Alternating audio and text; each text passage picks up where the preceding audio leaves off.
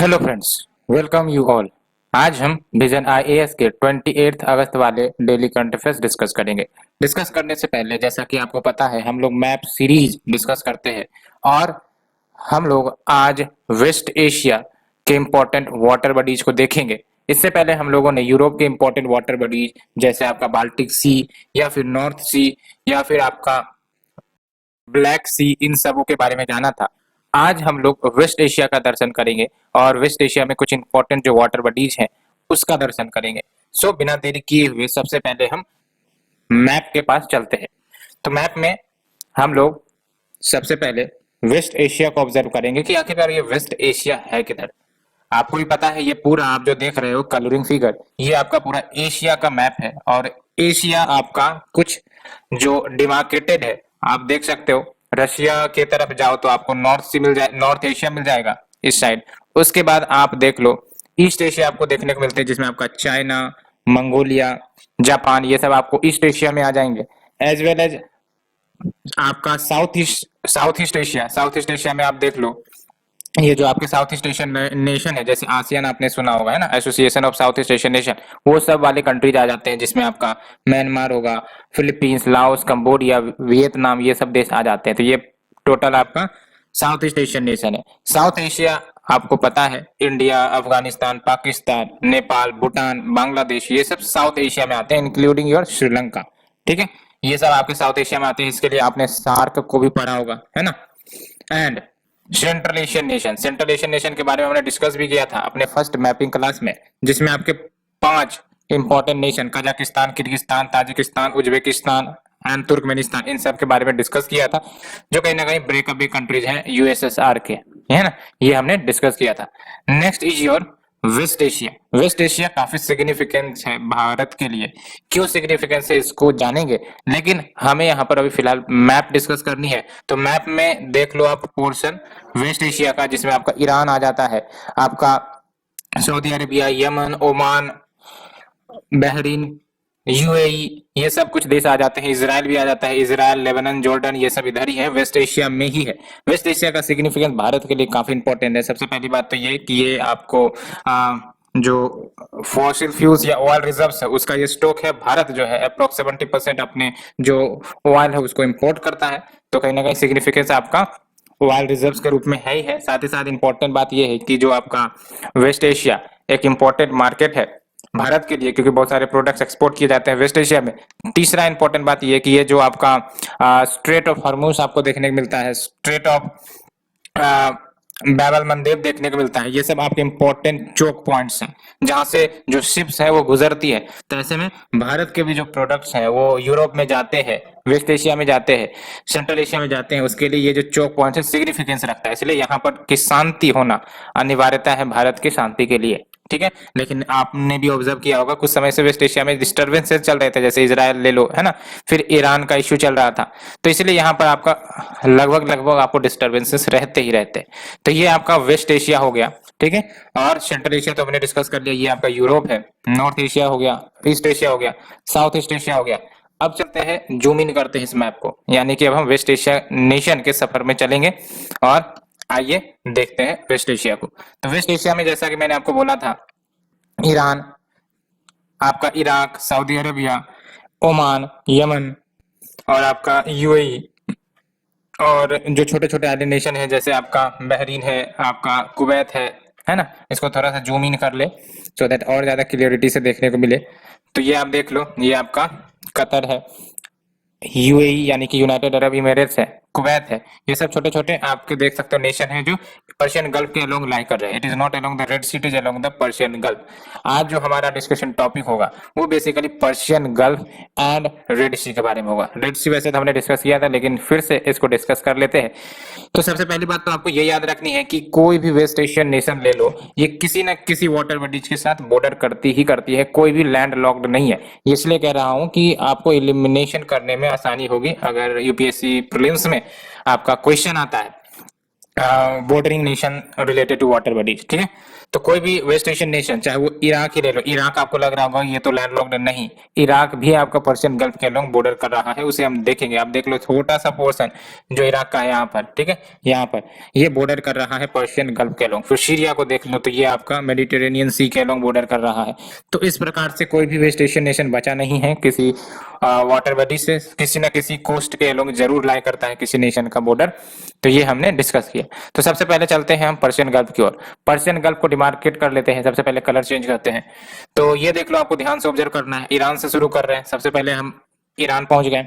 Iran पहुंचे तो वहां पर पता चला कि चाबहार पोर्ट है। उसके बाद हम लोग अल्टीमेटली यूएई की तरफ पहुंचते हैं। यूएई आपका यहाँ पर है, और आप छोटा सा देख लो, जूम कर रहा हूँ यहाँ पे, ये देख लो छोटा सा ओमान का पोर्शन है ना। तो ओमान, इसका बड़ा पोर्शन इधर है आपका ईस्टर्न पोर्शन में, ठीक है, ईस्टर्न साइड में। लेकिन ये छोटा सा पोर्शन ये जो है आपका ओमान का है, ये भी आपका पर्शियन गल्फ के अलोंग लाई करता है। इसको मत भूलना, क्योंकि यहाँ पे कंफ्यूजन होते हैं। Oman is also attached towards Persian gulf. उसके बाद यूएई हो ही गया, ओमान, उसके बाद यूएई पहुंच गए हम लोग। उसके बाद हम लोग सऊदी अरेबिया पहुंचेंगे। सऊदी अरेबिया पहुंच गए, और कतर, ये जो आपका आइलैंड नेशन है ना, कतर का कैपिटल देख लो दोहा, और दोहा एग्रीमेंट आपने भी सुना होगा, ठीक है। तो कतर भी पहुंच गए, सऊदी अरेबिया भी पहुंच गए, कुवैत भी पहुंच जाते हैं हम लोग, है ना, और इराक पहुंच गए। ये छोटा सा इराक बॉर्डर कर रहा है। तो कुल मिलाकर आप देख लो कौन कौन नेशन आपके पर्शियन गल्फ को बॉर्डर कर रहे हैं। एक तो आपका इराक है, ईरान है, सऊदी अरेबिया है, कतर है, कुवैत है, और आपका यूनाइटेड अरब इमिरेट्स है, एंड ओमान है। ओमान को नहीं भूलना है, ठीक है। तो ये हमने पर्शियन गल्फ के बॉर्डरिंग नेशन को देखा। और अब इंपॉर्टेंट बात ये है कि हमें एक इंपॉर्टेंट स्ट्रेट देखने को मिलेगा। स्ट्रेट आपका ये काफी ज्यादा सिग्निफिकेंस रखता है, क्योंकि ये स्ट्रेट आपका पर्शियन गल्फ को इंडियन ओशियन से कनेक्ट करता है, ठीक है, जो भारत के लिए इंपॉर्टेंट है और अन्य देशों के लिए भी इंपॉर्टेंट है, क्योंकि यही रीजन से आपका तेल जो है, ऑयल जो है, वो एक्सपोर्ट किए जाते हैं इन अरब नेशंस के द्वारा, और अल्टीमेटली ये फिर डिफरेंट नेशंस को पहुंचते हैं, इंक्लूडिंग इंडिया एज वेल, ठीक है। इसलिए ये स्ट्रेट इंपॉर्टेंट है। और हाल फिलहाल में ये न्यूज में रही थी, क्योंकि यहाँ पे आपका एक बड़ा सा सीप अटक गया था, जिसके कारण बहुत सारे ट्रेड अटक गए थे। ये आपने सुना भी होगा, ठीक है। तो इसलिए इसका सिग्निफिकेंस काफी ज्यादा होता है। और चलिए सबसे पहले स्ट्रेट ऑफ हॉर्मुज के बारे में जाने, तो इसे हम क्लियर कर लेते हैं पहले। तो ये देखो आपका स्ट्रेट ऑफ हॉर्मुज, ये तो आपका पर्शियन गल्फ हो गया, हमने देखा, ठीक है। अब इसको जूम इन करते हैं। ये आपको दिख रहा होगा, यहाँ पे स्ट्रेट ऑफ हॉर्मुज दिख रहा होगा, ठीक है, लिखा है ना स्ट्रेट ऑफ हॉर्मुज। स्ट्रेट आपको ही पता है, ये दो बड़े वाटर बॉडीज को कनेक्ट करती है ना। स्ट्रेट जो होती है वो दो बड़े वाटर बॉडीज को कनेक्ट करती है। तो आप देख लो स्ट्रेट ऑफ हॉर्मुज किसे किसे कनेक्ट कर रहा है। एक तरफ आपका पर्शियन गल्फ, और दूसरी तरफ आपका गल्फ ऑफ ओमान, है ना। इन दोनों को कनेक्ट कर रहा है आपका स्ट्रेट ऑफ हॉर्मुज। और दूसरी इंपॉर्टेंट बात स्ट्रेट ऑफ हॉर्मुज के बारे में ये है कि ये आपका बिटवीन ईरान, ईरान आपका ऊपर है, आप देख लो ये पूरा लैंड मास ईरान का ही है ना, ये पूरा लैंड मास ईरान का ही है। तो ईरान, और दूसरी तरफ आपका ओमान। तो ये straight of Hormuz basically Iran और ओमान के बीच आपका बॉर्डर करता है, ठीक है। तो दो इंपॉर्टेंट बात निकल के आ गई स्ट्रेट ऑफ हॉर्मुज के बारे में, Persian Gulf and Gulf of Oman. याद रखना गल्फ ऑफ ओमान है, गल्फ ऑफ एडन नहीं है, ठीक है। तो गल्फ ऑफ एडन आपको जस्ट नीचे देखने को मिलेगा, यहाँ पे है ना, गल्फ ऑफ एडन यहाँ देखने को मिलेगा, लेकिन गल्फ ऑफ एडन नहीं है, ये गल्फ ऑफ ओमान है। दूसरी इंपॉर्टेंट बात ये कि स्ट्रेट ऑफ हॉर्मुज किसके किसके बीच लाई कर रहा है आपका, तो एक तो ईरान और दूसरा ओमान, ठीक है। ये दो बातें याद रखनी है। तीसरी इंपॉर्टेंट बात ये याद रखनी है कि जो इंडिया का चाबहार पोर्ट ईरान में डेवलप हुआ है, वो आपका गल्फ ऑफ ओमान में है, आपका पर्शियन गल्फ में नहीं लाई करता है। यहाँ पर आपका ये चाबहार पोर्ट देखने को मिलेगा, जो इंडिया और ईरान के ज्वाइंट पार्टनरशिप पर बनाई गई थी, गल्फ ऑफ ओमान में है, ठीक है। जाते जाते ये बात भी आपको याद रखनी है कि जो मुश्कैत है, which is the capital of Oman, ये आपका क्रॉस करती है आपके ट्रॉपिक ऑफ कैंसर को, ठीक है। ट्रॉपिक ऑफ कैंसर पर ये आपका ओमान का कैपिटल मुश्कैत लाई करता है, ये याद रखनी है, ठीक है। अब इसे डिस्कस करने के बाद चलते हैं रेड सी की तरफ। तो ये हमने डिस्कस कर लिया, ये जो आपके पर्शियन गल्फ है और इंपॉर्टेंट पॉइंट्स हमने डिस्कस कर लिया, स्ट्रेट ऑफ हॉर्मुज के बारे में डिस्कस कर लिया। Next we move to the Red Sea. तो रेड सी आप देख लो, यहाँ पर डिमार्केट करते हैं पहले। यहाँ से आपका रेड सी शुरू हो रहा है, इजिप्ट को कवर कर रहा है, सूडान को कवर कर रहा है, या ध्यान से देखना आप, इरिट्रिया को कवर कर रहा है, इरिट्रिया कवर कर रहा है, इथोपिया नहीं, क्योंकि इथोपिया आपका लैंडलॉक्ड है, ठीक है। तो ये आपका इरित्रिया का बॉर्डर को जानना जरूरी है क्योंकि ये कंफ्यूजन क्रिएट करता है। तो ये आपका इरित्रिया का बॉर्डर हो गया, ठीक है, ये आपका इरित्रिया है। और उसके बाद आप देख लो सऊदी अरेबिया हो गया आपका, और ये आपका यमन हो गया, ठीक है। तो ये हमने रेड सी को डिमार्केट कर लिया, ठीक है। और कौन कौन से देश आ गए आप देख लो। सऊदी अरेबिया है क्या? बिल्कुल है। इजिप्ट है क्या? बिल्कुल। सूडान है क्या? बिल्कुल। साउथ सूडान है क्या? बिल्कुल नहीं। इथियोपिया है क्या? बिल्कुल नहीं। तो है कौन कौन? इरित्रिया हो गया, ये आपका इरित्रिया हमने डिस्कस किया था, यही आपका इरित्रिया है। और ये जरूर याद रखना, ये छोटा सा जो छुपा हुआ है ये भी आपका part and parcel of Red Sea है, दैट इज जिबूती, ठीक है। जिबूती भी पार्ट एंड पार्सल है आपका रेड सी का। तो कौन कौन से हो गए? एक तरफ जिबूती हो गया आपका, दूसरी तरफ आपका इरित्रिया हो गया, तीसरी तरफ सूडान, चौथी तरफ आपका इजिप्ट, पांचवी तरफ आपका सऊदी अरेबिया एंड छठी तरफ आपका यमन हो गया। और रेड सी का ही दो एक्सटेंडेड गल्फ है, that is gulf of Aqaba. इसको जूम करते तो आपको दिखेगा, यहाँ आप देख लो ध्यान से, छोटा सा है, नजर नहीं आएगा लेकिन इंपॉर्टेंट है, ठीक है। ये आपको ही पता है, ये सिनाई पेनिनसुला है जो कि इजिप्ट का है, ठीक है। और ये देख लो, ये सिनाई पेनिनसुला है। पेनिनसुला मतलब ये होता है कि सराउंडेड बाय 3 वाटर बॉडीज, ठीक है। तो एक तरफ आपका गल्फ ऑफ अकाबा दिख रहा होगा और ये आपका है आपका गल्फ ऑफ सुएज, है ना। तो आपका Sinai peninsula gulf of Aqaba और गल्फ ऑफ सुएज के बीच लाई करता है। और ये जो रेड सी का ही पार्ट एंड पार्सल है, गल्फ ऑफ अकाबा और गल्फ ऑफ सुएज, ये आपको याद रखनी है। और गल्फ ऑफ अकाबा को बॉर्डर करने वाला कौन कौन सा देश नजर आ रहा होगा आपको, ये याद रखना है। गल्फ ऑफ अकाबा को बॉर्डर करने वाला आपका जो नेशन है, एक तरफ इजिप्ट है, ये आपका इजिप्ट हो गया, ब्लैक कलर्स ले लेते हैं, ये आपका इजिप्ट हो गया, है ना, ये पूरा इजिप्ट है। और ये आपका सऊदी अरबिया है, और ये आपका जॉर्डन है, याद रखना जॉर्डन भी बॉर्डर करता है आपका गल्फ ऑफ अकाबा को। और फिर आपका इजराइल भी आ जाता है। तो गल्फ ऑफ अकाबा को बॉर्डर करने वाले जो नेशंस है, एक तरफ आपका इजिप्ट है, दूसरी तरफ आपका सऊदी अरबिया, तीसरी तरफ आपका जॉर्डन, चौथी तरफ आपका इजराइल। याद रखना लेबनन नहीं है, लेबनन नहीं है क्योंकि लेबनन जो है आपका काफी नॉर्थ में लाई करता है। यहाँ पर लेबनन है जिसका कैपिटल आपका बैरूत है, ठीक है। तो लेबनन नहीं है लेकिन जॉर्डन है, ठीक है। और गल्फ ऑफ सुएज की बात करें तो गल्फ ऑफ सुएज जिसका डिस्कशन अभी हमने हाल ही में डिस्कस किया, अभी तुरंत एक बार क्लियर करते हैं। हाँ, ये देख लो आप, ये देखो आप, गल्फ ऑफ सुएज यहाँ पर है, ठीक है। और गल्फ ऑफ सुएज सिर्फ और सिर्फ इजिप्ट को बॉर्डर कर रहा है, ठीक है, ओनली इजिप्ट, ठीक है। तो ये आपको याद रखने, गल्फ ऑफ अकाबा के बॉर्डरी नेशन याद रखने, गल्फ ऑफ सुएज का तो एक ही है, दैट इज योर इजिप्ट। और रेड सी के बारे में तो हमने डिस्कस कर ही लिया। और एक इंपॉर्टेंट बात जो बच रही है फिलहाल, वो है आपका स्ट्रेट ऑफ बाब अल मंदेब, है ना। तो रेड सी से हमने खाना पीना खाया और अल्टीमेटली अब बाहर टहलने का मन किया, हमें अरेबियन सी जाने का मन किया। तो जाहिर सी बात है, यहाँ पर देख लो आपको नैरो वाटर बॉडी देखने को मिल रहा है, ठीक है, नैरो वाटर बॉडी यहाँ देखने को मिल रहा है। तो इसी नैरो वाटर बॉडी जो दो बड़े water body that is Red Sea and Gulf of Aden को कनेक्ट करेगा, जाहिर सी बात है कि स्ट्रेट आएंगी ही आएंगी। तो वो स्ट्रेट का नाम क्या है? जूम करके आप खुद ही मेरे को बताओ। वो स्ट्रेट का नाम है आपका, यस, बाब अल मंदेब, बाब अल मंदेब नाम है, ठीक है, जो आपका रेड सी को कनेक्ट करता है गल्फ ऑफ एडन से, या फिर आपका यमन को डिस्ट्रीब्यूट करता है जिबूती से, ठीक है। जैसे हमने स्ट्रेट ऑफ हरमुज देखा था ओमान और ईरान के बीच में, उसी प्रकार से स्ट्रेट ऑफ बाब अल मंदेब, पहली बात बिटवीन यमन एंड जिबूती, दूसरी बात connect Red Sea and Gulf of Aden, ठीक है। और इसी के रास्ते आपको ही पता है, जो शिप्स है वो यूरोप जाती हैं, अमेरिका जाती है ना, ट्रेड पर्पज से काफी इंपॉर्टेंट रूट है। ये सब इंपॉर्टेंट चोक पॉइंट है, स्ट्रेट ऑफ बाब अल मंदेब है ना, यहाँ से आपका स्वेज कैनाल भी है, ठीक है। तो ये सब आपका चोक पॉइंट्स है।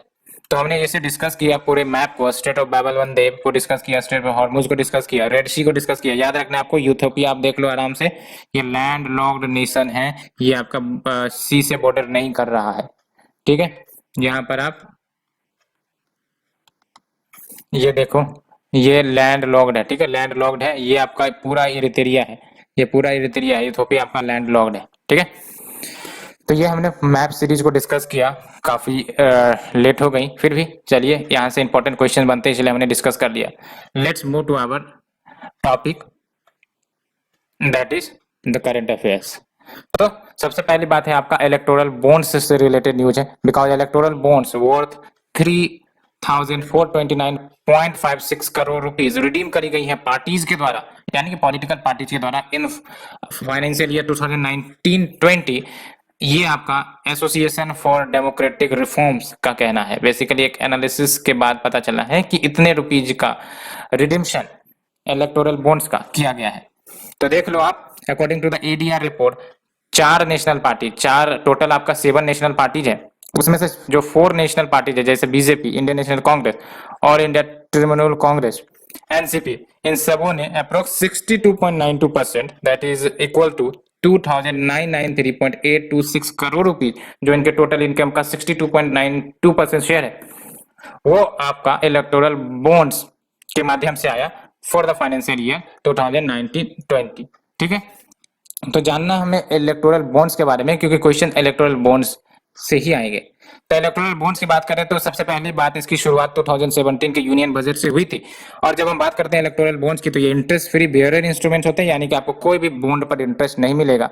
एंड इसका इस्तेमाल मनी डोनेट करने के लिए पॉलिटिकल पार्टीज को एनोनिमसली तरीके से, यानी कि गुप्त तरीके से किया जाता है। इसमें जो भी डोनेट करेंगे मनी थ्रू द बॉन्ड्स, उसकी जानकारी गुप्त रखी जाएगी, इसी को कहते हैं एनोनिमस। एंड ये जो बॉन्ड्स हैं ये बेचे जाते हैं in the multiples of 1000 rupees bonds, 10,000, 1 lakh, 10 lakh, 1 crore. And ये जरूर याद रखना है, State Bank of India that is SBI only bank which is authorised to sell these bonds. इसके अलावा कोई भी बैंक धरती पर नहीं होगी जो इन बॉन्ड्स को बेचेगी। एंड अब एलिजिबिलिटी क्या है to receive these bonds as a donation?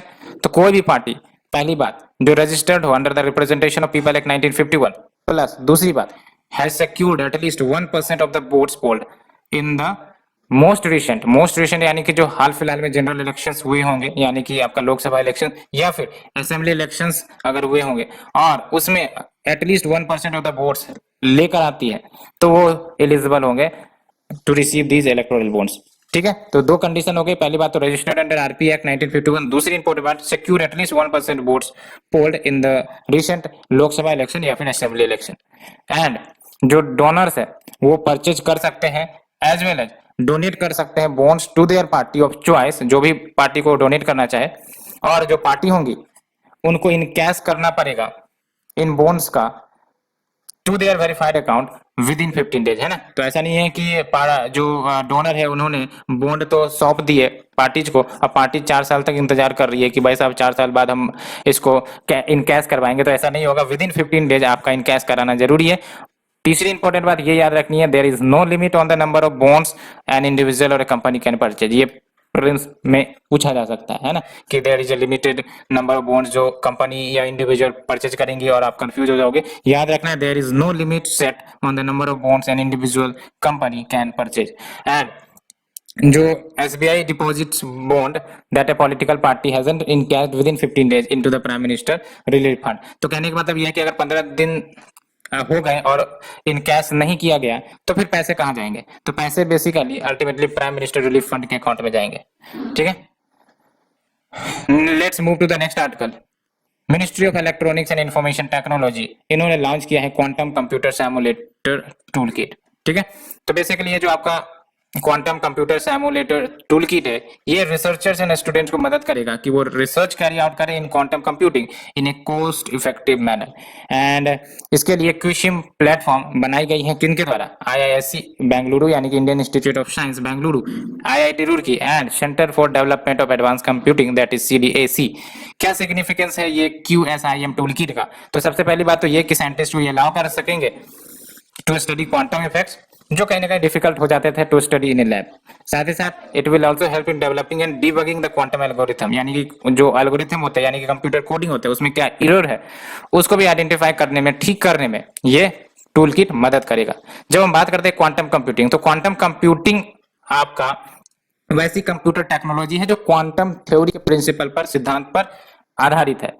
और क्वांटम थ्योरी के सिद्धांत पर आधारित का मतलब ये हुआ कि आप एटॉमिक एंड सब एटॉमिक लेवल पर वर्क कर रहे हो। ठीक है, एंड सबसे इंपॉर्टेंट बात जो प्रीलिम्स के लिए भी याद रखनी है कि ये जो ट्रेडिशनल कंप्यूटर होते हैं, आपको पता है जीरोज एंड वंस में आपका इंफॉर्मेशन स्टोर किया जाता है, लेकिन जो क्वांटम कंप्यूटर्स है वो क्यूबिट्स यानी कि क्वांटम बिट्स में इंफॉर्मेशन स्टोर करते हैं, और जो इंफॉर्मेशन रखा जाता है वो जीरोज या फिर वंस या फिर 0 and 1 both at the same time में स्टोर किया जा सकता है, इनकोड किया जा सकता है इन्फॉर्मेशन को। याद रखना है 0 and 1 both at the same time, ये आपका नया फीचर है इस क्वांटम कंप्यूटर के। एंड ये फंक्शन करती है अकॉर्डिंग टू द टू की principle of quantum physics, that is super imposition and entanglement. अब बात करते हैं कि क्या स्टेप लिए गए हैं इंडिया के द्वारा टुवार्ड्स अचीविंग क्वांटम सुप्रीमेसी। तो सबसे पहली बात तो ये कि गवर्नमेंट ऑफ इंडिया ने 8,000 करोड़ एलोकेट किए towards quantum computing under the national mission on quantum technologies and application, जो आपका क्वांटम टेक्नोलॉजी के क्षेत्र में रिसर्च एंड डेवलपमेंट को बढ़ावा देगा।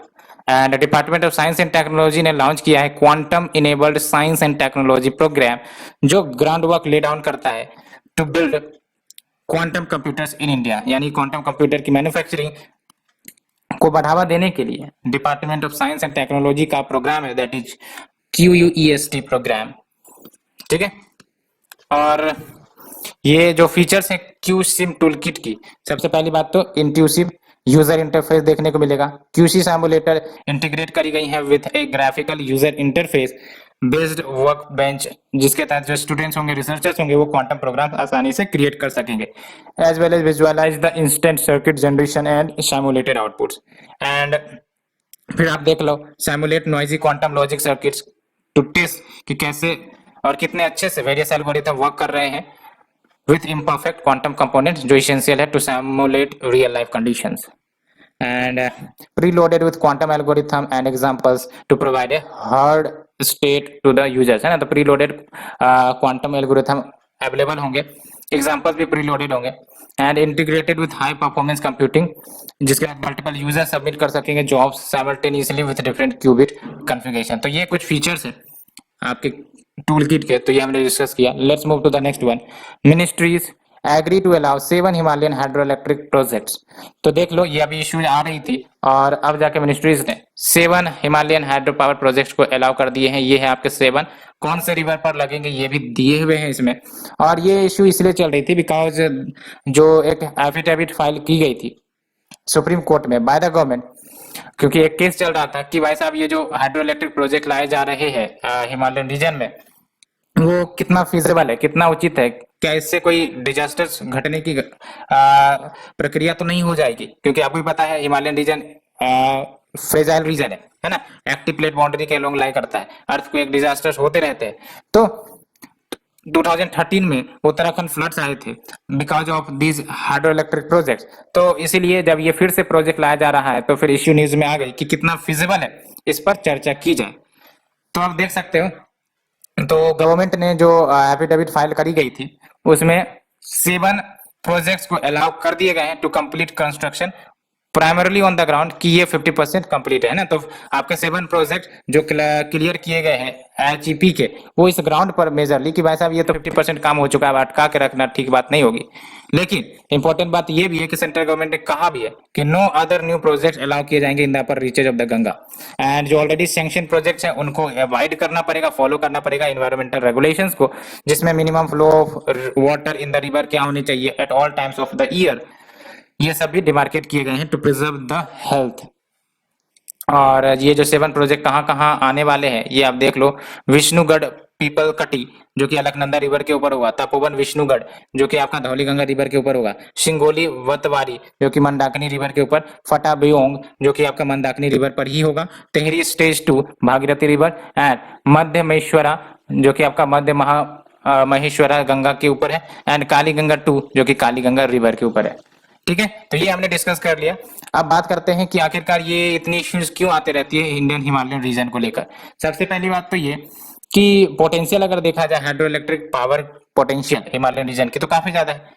देख सकते हो आप, Indian Himalayan region account for 79% of the total 1,48,700 megawatt hydro power potential in the country. तो टोटल इतना पोटेंशियल है जिसमें 79% पोटेंशियल तो सिर्फ इंडियन हिमालयन रीजन रखता है, लेकिन सिर्फ और सिर्फ 16% ही यूटिलाइज करी गई है। अब बात करते हैं कि आखिरकार इतनी ज्यादा चिंता क्यों होती है। इतनी ज्यादा चिंता होने के कारण यही है कि आपका, जैसा कि मैंने डिस्कस किया था, ये आपका इकोलॉजिकली फ्रेजाइल रीजन है जहां पर अर्थक्वेक, नेचुरल डिजास्टर, ये सब इश्यूज आते रहती है, और इसके कारण अगर इस डैम को कुछ इफेक्ट होगा तो इसके कारण पूरा जो रीजन है अलॉन्ग विद पॉपुलेशन प्रॉपर्टी सब डैमेज होने की संभावनाएं रहती है। बात करते हैं impact of HEP construction over the ecologically fragile Indian Himalayan region. तो एक तो जियोलॉजिकल इंपैक्ट हो सकता है, जैसे blasting of tunnels along with underground construction, landslide, slope failures, ये सब क्रिएट करेगा जिसके कारण damage of road, farms, houses, property ये सब हो सकेंगे। हाइड्रो इकोलॉजिकल इम्पैक्ट अगर देखें तो स्प्रिंग्स जो आपके नेचुरल हॉट स्प्रिंग सब होते हैं वो सब ड्राइंग अप हो जाएंगे, अंडर वाटर रिसोर्सेज भी ड्राइंग अप हो जाएंगे। एंड मक डंपिंग अलोंग रिवर्स, इसके कारण सिल्टेशन की घटनाएं भी बढ़ जाएगी। And Climate change related disasters भी आ सकते हैं, वो तो आते ही हैं, अभी हाल फिलहाल में देख सकते हो flash floods, glacier lake outburst, ये सब घटनाएं होती आई हैं। और फ्लैश फ्लड्स हो गए, ग्लेशियल बर्स्ट हो गए, क्लाउड बर्स्ट भी हो जाते हैं और ये और एक्सैजरेट कर देंगे इम्पैक्ट को, causing the wide spread damages in the region. तो ये हमने डिस्कस किया। Let's move to the next one, facial recognition technology spreads. जैसे जैसे एफआरटी टेक्नोलॉजी बढ़ती जा रही है, concern over the use of technology in absence of data protection लोग वो भी बढ़ता जा रहा है। क्यों? बिकॉज प्राइवेसी अब हमारा फंडामेंटल राइट है और अगर कोई आपका स्ट्रॉन्ग डाटा प्रोटेक्शन लॉ नहीं है, अभी फिलहाल ये आपका ड्राफ्ट स्टेज में ही है, तो जाहिर सी बात है प्राइवेसी के इश्यूज तो आ ही जाएंगी, क्योंकि ये सब आपका इंटरनेट कनेक्टिविटी पर वर्क करता है और ये प्राइवेसी को फ्यूचर में अफेक्ट कर सकता है। ठीक है, तो जब हम बात करते हैं एफआरटी सिस्टम की, that is facial recognition technology system की, तो इसमें क्या होता है, न्यूज इसलिए आई है बिकॉज इसको डिप्लॉय किए जा रहे हैं वेरियस एयरपोर्ट्स पर, जैसे Kolkata, Varanasi, Pune, Vijayawada, Bengaluru, Hyderabad, as a part of trial under the Ministry of Civil Aviation का जो डिजी यात्रा इनिशिएटिव है ना। तो याद रखना है आपका, डिजी यात्रा इनिशिएटिव मिनिस्ट्री ऑफ इलेक्ट्रॉनिक्स का नहीं है, ये मिनिस्ट्री ऑफ सिविल एविएशन का है और इसके तहत आपका एफआरटी सिस्टम टेक्नोलॉजी डिप्लॉय किए जा रहे हैं अंडर ट्रायल वर्जन मोड में। और देख लो डिजी यात्रा का फोकस देखें तो ये आपका कनेक्टेड इकोसिस्टम पर फोकस करता है, सो दैट जो सीमलेस ट्रेवल एक्सपीरियंस हो सके पैसेंजर्स को, साथ ही साथ सिक्योरिटी भी इंप्रूव की जा सके। फेशियल रिकॉग्निशन की बात करते हैं तो ये एक तरीका होता है ऑफ आइडेंटिफाइंग या confirming an individual's identity using their face. आप अपने मोबाइल में ये टेक्नोलॉजी यूज करते हो, फेशियल टेक्नोलॉजी, जो काफी ज्यादा फेवरली यूज करी जाती है हर एक इंडिविजुअल के द्वारा। और क्या क्या यूज किए जा सकते हैं फेशियल रिकॉग्निशन टेक्नोलॉजी से, तो पीपल को आइडेंटिफाई किया जा सकता है फोटो, वीडियोस या फिर रियल टाइम बेसिस पर, टू अनलॉक द फोन, है ना, टू मेक पेमेंट्स, बहुत सारे यूजेज हो सकते हैं। तो देख लो अगर हम बात करें यूजेज ऑफ एफआरटी यानी कि फेशियल रिकॉग्निशन टेक्नोलॉजी, तो ऑटोमेटेड प्रोसेसिंग हो सकता है चेक पॉइंट पर, जैसे एंट्री पॉइंट पर ऑटोमेटेड क्लियरेंस हो सकती है, सिक्योरिटी चेक ऑटोमेटिक हो सकता है क्योंकि ये फेस को रिकॉग्नाइज करेगा, एयरक्राफ्ट बोर्डिंग, इन सब में आपका ऑटोमेटेड प्रोसेसिंग हो सकता है। बेटर आइडेंटिफिकेशन ऑफ क्रिमिनल्स, तो क्रिमिनल्स को भी अच्छे तरीके से आइडेंटिफाई किए जा सकेंगे फेशियल रिकॉग्निशन के माध्यम से, as well as unidentified dead bodies and missing या फाउंड चिल्ड्रन एंड पर्सन। फिर बायोमेट्रिक अटेंडेंस के रूप में यूज हो सकता है, पहले ये फिंगरप्रिंट होते थे यूज, अभी आपका फेशियल यूज हो सकता है। क्या कुछ इश्यूज आ सकती हैं, तो इश्यूज तो पहली बात तो प्राइवेसी की ही आएंगी, है ना। तो कहा जाता है it can be an invasion of privacy, जहां पर सर्वेलेंस कैरी आउट की जा सकते हैं विदाउट द कंसेंट और the intimation of the person in the camera. और जो एफआरटी है वो पोटेंशियली यूज किया जा सकता है for the state sponsored mass surveillance, जो अभी न्यूज में आ रहा था, स्टेट स्पॉन्सर्ड मास सर्वेलेंस, है ना। इजराइल की कोई एक कंपनी थी पेगासस वाली, ये इश्यूज आई थी, ये भी याद रखना है प्रीलिम्स के लिए। पेगासस आपका इजराइल से एसोसिएटेड है, स्पाईवेयर है, ठीक है। तो it can also be used for state sponsored mass surveillance and अगर डाटा प्रोटेक्शन लॉ नहीं होती है तो strong surveillance reform and specific FRT regulation लाने की जरूरत है।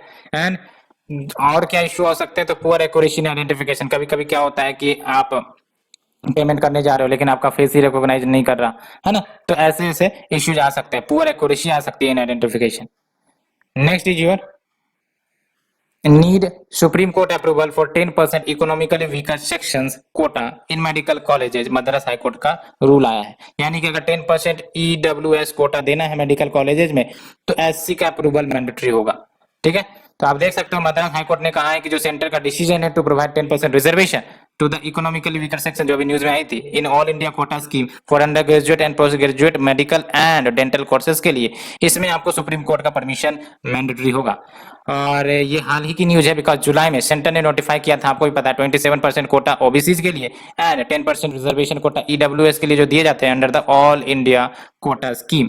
तो देख लो ऑल इंडिया कोटा स्कीम की बात करें तो ये 1986 में ही लॉन्च करी गई थी, सो दैट डोमिसाइल फ्री यानी कि कोई भी स्टेट से बिलोंग कर सकता है स्टूडेंट, है ना।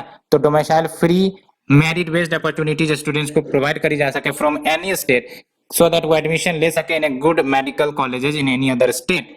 और जब हम बात करते हैं ईडब्ल्यूएस की, यानी कि इकोनॉमिकली वीकर सेक्शन के रिजर्वेशन की, तो ये 2019 में ही ऐड किया गया था 103rd कॉन्स्टिट्यूशनल अमेंडमेंट एक्ट के माध्यम से, जिसके तहत इकोनॉमिक रिजर्वेशन मिलने लगी जॉब्स में, एजुकेशन में, बाय इंसर्टिंग क्लॉज 6 किस आर्टिकल में, आर्टिकल 15 में and article 16 of the constitution. लेकिन इस अमेंडमेंट को चैलेंज भी किया गया था। कैसे चैलेंज किया गया था? कहा गया था कि भाई साहब ये अमेंडमेंट आपका 50% सीलिंग लिमिट को ब्रीच करता है और it is contrary to the dictum and orders which is let down in the Indira Sawhney case या फिर फेमस मंडल केस। और ये जो चैलेंजेस है टू द ईडब्ल्यूएस रिजर्वेशन वो अभी भी पेंडिंग है सुप्रीम कोर्ट में, वहां फैसला भी नहीं आया है। और सेंटर ने क्या पक्ष रखा इसके डिफेंड में? तो इन्होंने कहा कि जो अमेंडमेंट है विच लुक्स कि ये आपका कंटेंट करता है लिमिट ऑफ 50%, तो ऐसा है नहीं, क्योंकि ये जो लिमिट वाला कोटा लगाई गई है ये ओनली एप्लीकेबल है टू द रिजर्वेशंस अगर किए जाते हैं under article 15(4), under article 15(5) and under article 16(4), लेकिन ये आपका आर्टिकल 15 क्लॉज 6 पर अप्लाई नहीं होता है। तो ये सेंटर का कहना था। सो हमने ये डिस्कस किया ईडब्ल्यूएस वाले इश्यूज को। Let's move to the shorter news. पहले आपका यूनिवर्सल पोस्टल यूनियन क्या जानना है? तो हाल ही में इंडिया को इलेक्ट किया गया to the council of administration at the 27th universal postal union congress जो अभी हुई थी in Abidjan, that is Ivory Coast, जो आपका नेशन है, ठीक है। और ये जो आपका यूनिवर्सल पोस्टल यूनियन है ये 1874 में स्टैब्लिश किया गया था। हेडक्वार्टर बर्न स्विट्जरलैंड में है और ये स्पेशलाइज्ड एजेंसी है यूएन की, जिसमें 192 मेंबर शामिल है।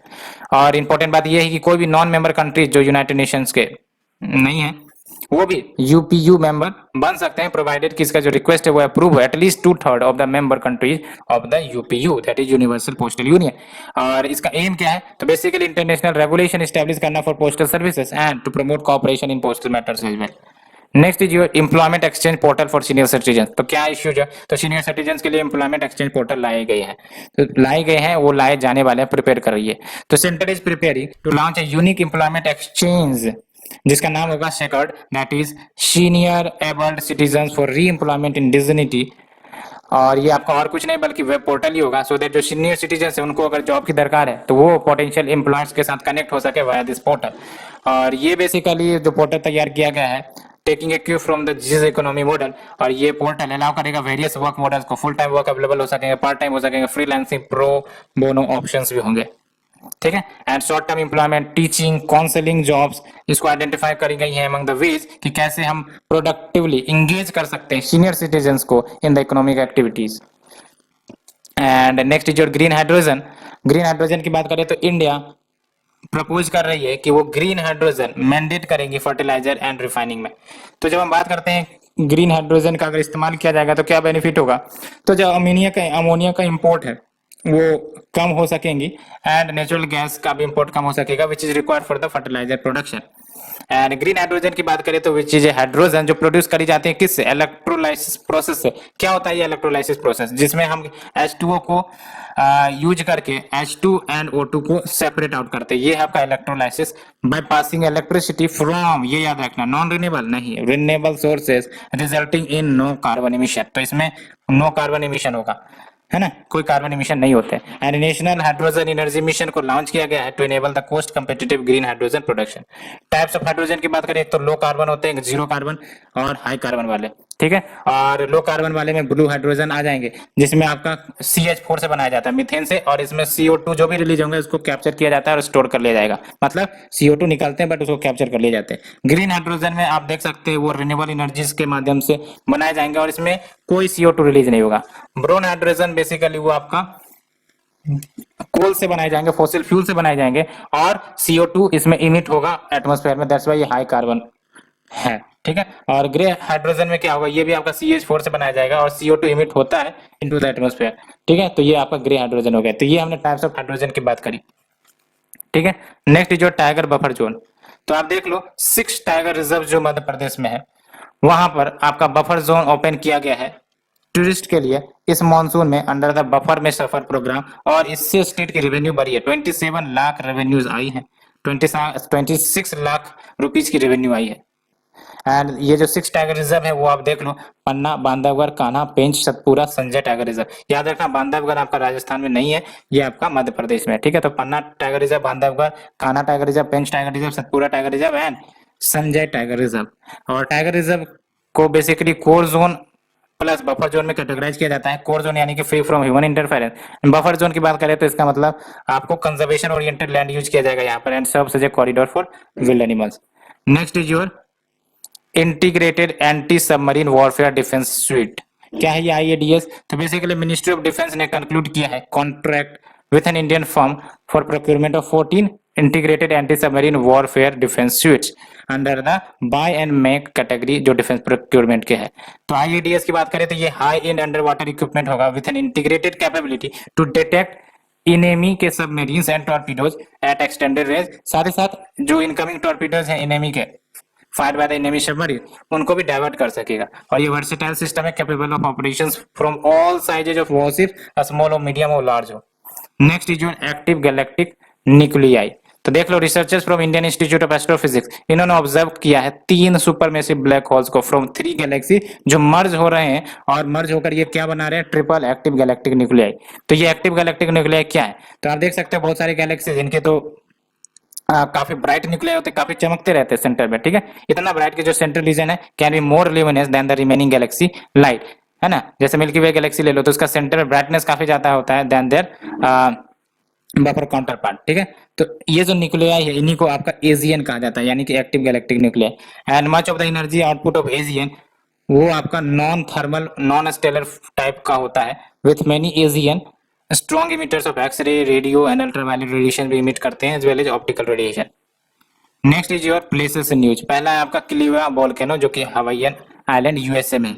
आपको ही पता है ये जो हवाईयन आइलैंड है it is a chain of island, ठीक है, जो मेंटल प्लूम्स के कारण बनी है, which is a storehouse of localised magma. और वहां से ये आपका वोल्केनो इमिट करता है। माउंट मोना लोआ सुना होगा, वो भी आपका हवाईयन का ही पार्ट है। तो किलिवा वोल्केनो की बात करें तो देख लो, scientist at Hawaiian Volcano Observatory इन्होंने सर्ज ऑफ अर्थक्वेक नोटिस की है and the ground swelling at the southern part of the crater at Kilauea summit. तो किलिवा वोल्केनो की बात करें तो ये shield volcano and one of the most active volcano on the earth which is lying on the Hawaii's big island in Hawaiian National Park हवाई में, which is a volcanic island group। कहाँ पर? Central Pacific ocean में। याद रखना ये जो Hawaiian है वो आपका सेंट्रल पैसिफिक ओशन में लोकेटेड है, अटलांटिक में नहीं, ठीक है। और यहीं पर आपको माउना लोआ which is largest volcanic mountain of world by volume मिलता है। और ये हवाई की बात करें तो इसमें नंबर ऑफ आइलैंड मिल जाएंगे। ये सब क्या है? सब हवाईयन आइलैंड के ही ग्रुप है, जिसमें आपको ओहू आइलैंड भी मिल जाता है विद पर्ल हार्बर। और पर्ल हार्बर आपको ही पता होगा, landlocked harbour which is attacked by the Japan in world war 2, है ना। तो वर्ल्ड वार 2 जब हुआ था तो जापान ने अटैक कर दिया था पर्ल हार्बर के ऊपर। उसके बाद यूएस एक्शन में आया था और यूएस ने बम थ्रो किया था। आपको पता होगा इस कहानी के बारे में। Next is your Indonesia. तो आप देख लो ये है इंडोनेशिया, और इंडोनेशिया को बॉर्डर करता है मलेशिया, ब्रुनोई, ये सब आइलैंड नेशन है बेसिकली, ठीक है। तो न्यूज इसलिए आई है बिकॉज जो आपका आर्कोलॉजिस्ट है उन्होंने डिस्कवर किया है 37,200 पुराना old female hunter gatherer skeleton. कहाँ पर? South Sulawesi which is in Indonesia. और कहा जाता है कि ये डिस्टिंक्ट ह्यूमन लिनिएज का है ना। It is not similar human lineage, it is distinct human lineage. Indonesia की बात करें तो कैपिटल जकार्ता है, और ये लार्जेस्ट आर्किपेलागो है वर्ल्ड का which lies between the Indian ocean and the Pacific ocean, है ना। तो इधर आपका इंडियन ओशन हो जाता है, इधर आपका पैसिफिक ओशन, और बीच में आपका Indonesia. Next is your Deepor bill. तो क्या न्यूज है? सबसे पहली बात तो दीपोर बिल का लोकेशन देख लो, ये आपका असम है, और असम में आप गुवाहाटी विजिट करो तो वहां पर आपको दीपोर बिल मिल जाएंगे, ठीक है। तो देख लो, Ministry of Environment Forest and Climate Change ने नोटिफाई किया है इको सेंसिटिव जोन किसका? Deepor Beel wildlife sanctuary का on the south western edge of Guwahati. और ये जो नोटिफिकेशन आई है, इसमें आपका जो एरिया नोटिफाई किया गया है it is to an extent varying from 294 metres to 16.32 kilometre as the eco sensitive zone. तो इतना एरिया आपका इको सेंसिटिव जोन के रूप में डिमार्केट किया गया है। टोटल एरिया की बात करें तो 148.9768 स्क्वायर किलोमीटर का होगा। ये जानना जरूरी नहीं है, जानना ये जरूरी है कि जो दीपोर बिल है ये one of the largest fresh water lake है असम का। लेकिन सबसे इंपॉर्टेंट बात, states only Ramsar site beside being an important bird area. और ईएसजेड नोटिफिकेशन लिमिट करेगा क्या? कॉमर्शियल एक्टिविटीज को, as well as means biotic stress को भी लिमिट करेगा because of the unplanned urbanisation जो हो रहे थे। तो ये हमने आज का डिस्कशन अलोंग विथ मैप कर लिया है, और नेक्स्ट सीरीज में हम डिस्कस करेंगे जो भी टॉपिक आएंगे। Thank you friends, thank you very much.